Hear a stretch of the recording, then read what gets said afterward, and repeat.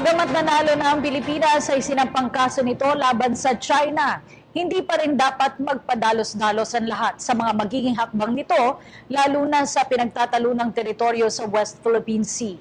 Ayon sa samahan ng mga negosyante, ito ay upang hindi na pagsimulan pa ng panibagong sigalot. Si George Bandola sa detalye. Hindi dapat magpadalos-dalos ang lahat sa kabila ng tagumpay ng bansa sa West Philippine Sea. Ayon sa mga business groups, hintayin na lamang ng sambayanan ang gagawin ng pamahalaan bago gumawa ng anumang hakbang na maaaring mag-udyok ng panibagong sigalot. Ito ay matapos ang pagpigil ng Chinese Coast Patrol sa tangkang pangingisda ng ilang Filipino sa pinagtatalunang mga isla. Ibig sabihin, may mutual respect. Ang talagang solution dyan is to be able to agree, on whatever benefit the two countries can get out of it.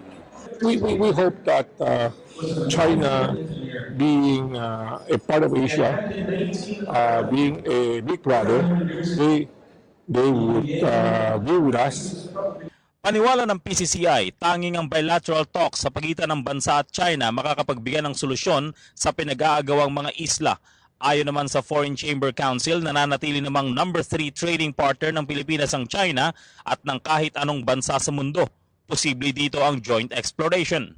Marami tayong pinagsamahan at pagsasamahan pa. So ako'y naniniwala na dapat ay joint na lang. Ipinagmamalaki naman ng Federation of Philippine Industries ang pagiging diplomatic ng Pangulong Duterte matapos na lumabas ang desisyon.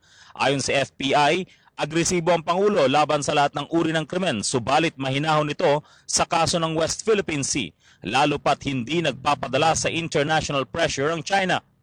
He knows when to be aggressive and he knows when to calm down. Yan ang kalidad ng isang presidente. Tumahimik muna. Huwag mo nang dada sana. Sabagat it's not helping our country. Para sa PTV News. Hi, ako si Ria Fernandez. Mag-subscribe na sa PTV YouTube channel. I-click lang ang subscribe button.